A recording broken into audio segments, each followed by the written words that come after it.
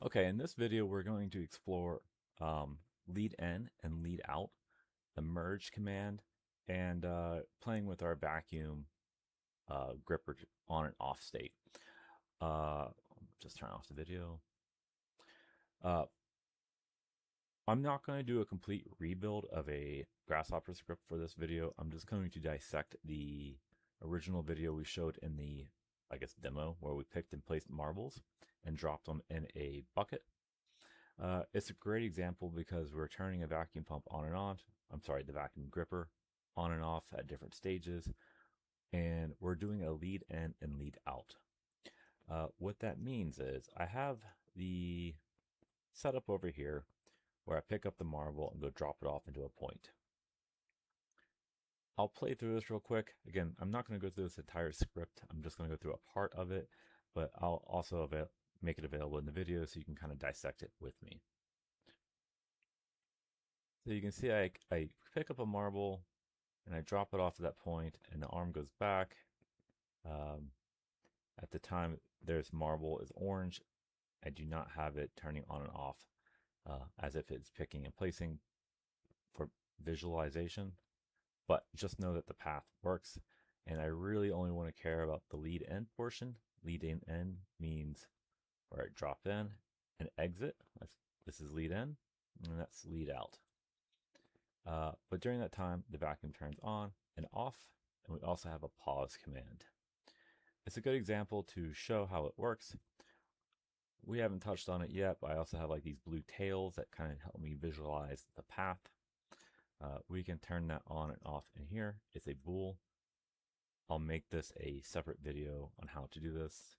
Well, I just showed you how to do it, but I'll show it in multiple videos just in case you come across it or want to turn it on. It's a quick way to turn it to visualize it.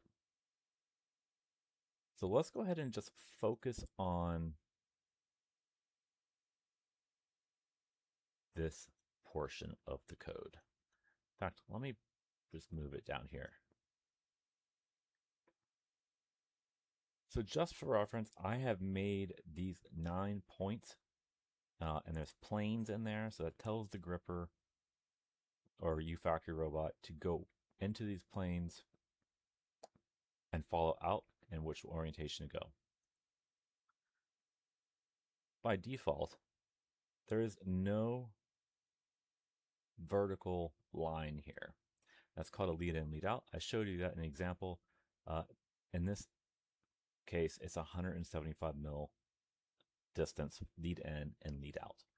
I can make it shorter, and you can see the entry and exit of the end effector. You do have to be careful not to make it too long or too big. This will change your kinematics or your reach of your robot. It may cause errors. Actually looks like I'm okay with this kind of reach, but if I had a different robot, maybe it might cause some errors. We'll just make it, I don't know, 115 or 125 for now, arbitrary number. So what this tool does, this component, is it's going to take all your target planes. You see I have 9 of them. And I'm going to approach 125 mils and also retract at 125 mil. I can do one or the other. It's just a Boolean toggle by switching it to true or false. I'm going to do both lead in and lead out. You see I have an option here called tool axes.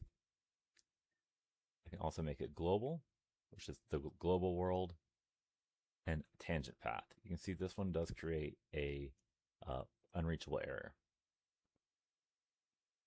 I'm going to go back to tool. Actually, I'm going to stick with global. The global is literally the world space planes. So Z in the global environment. I'll switch it back to tool, and you notice it's different. Well, let me pan around. You can see my planes actually have a tilt to them. I did that upstream. We'll do that. I guess I can show you right now, but I'm not going to get too involved. I have my points. I throw a plane through them, and I rotate my planes by 33 degrees. You see how the green planes are rotated. That number was just arbitrary, and I misspoke. It's 10 degrees, not 33. So if I change it, you can kind of see how things move. That 4 degrees actually looks like it causes a joint error. Maybe like a singularity issue. But you can see I can toggle it up and down, and the lead in and lead out will change. So the end effector will follow that path normal to that line. If I set this to 0, it's vertical. Actually, if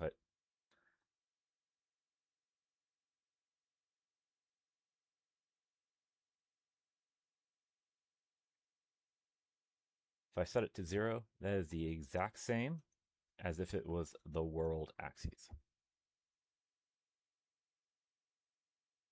Same thing.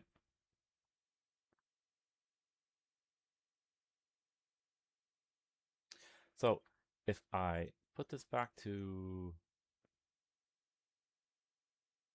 tool axes, and I just make this, I don't know, whatever, 8, you can see that I am going to enter and exit at that approach angle. So let's focus on the turning the vacuum pump on and off, or the vacuum gripper on and off. This is kind of a tree organization. If you're familiar with Grasshopper, this is not going to be a problem for you. I have a bin where I want to drop off my marble. So every one of my points, for these 9 points, is going to retract and then path plan to the marble drop off point. So we have 9 values in here. My length is 9, but I only have one plane. So through some grafting and some simplification, I'm able to generate multiple points. I'll show you how to turn the vacuum gripper on and off. So you have our tool component here called grip. It's inside of the tool gripper. And we can say if we want to open or close. So you can see open is set to true. Again, we can change it to whatever gripper you have. And that outputs a command called gripper vacuum on. That gets passed down the chain, but that component only generates one output. We have 9 components, so we need to turn it on, need to turn it on 9 different times. We can use the existing Grasshopper duplicate component that comes with Grasshopper. Is something that everyone has. And we also need to go to this plane 9 times, so we need to duplicate that 9 times. This is just the duplicate command again. I'm feeding it 9 because that's how many points we have. And then finally, we have 2 more things. We have the gripper turning off. So you see the open is set to false.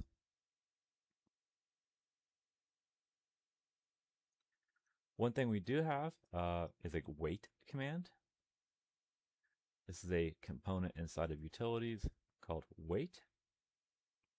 It's exactly what it says. It's going to wait for a half a second. Again, we can right click that and set it to 10 seconds, whatever. So now we have a list of 9 vacuum on commands. All of our marble locations.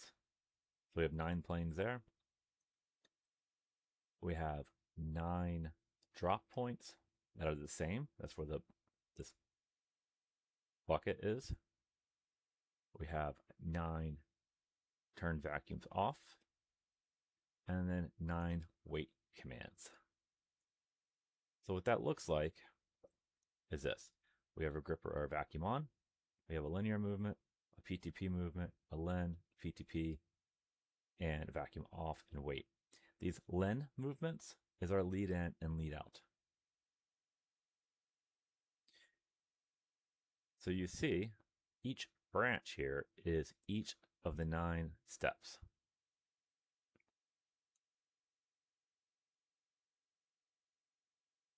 So those are the commands. And then we need to start passing this down the line to our stage. So at this point, we have our gripper open, close, our on and off.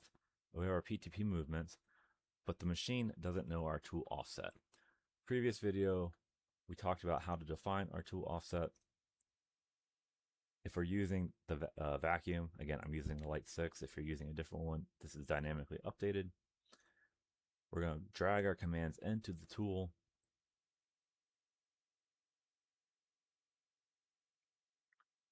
It gets formatted correctly, passed down the line. I'm not going to touch this just yet. This is if your base is rotated for your robot, but I'm going to assume it's 0, 0, 0. We're going to ignore this for now. Our data is packaged, and we bring it back into T. You'll see if you're using G-code, the vacuum on command is replaced with a G-code command, M16P12Q0. Again, that is specific for the Lite 6. And if you're using Python, you can see the gripper state is set to 1 and 0 down here. And our pause command is also built inside of here. Inside G-code is a P command. Python, it's built into this line. Again, all this is a little bit cumbersome to digest at the moment. I just wanted to focus on these components. I'm going to stop the video here. I'll upload this. It's going to be called merge lead in, lead out vacuum. And then you can play around with this area, and hopefully you can get your robot running.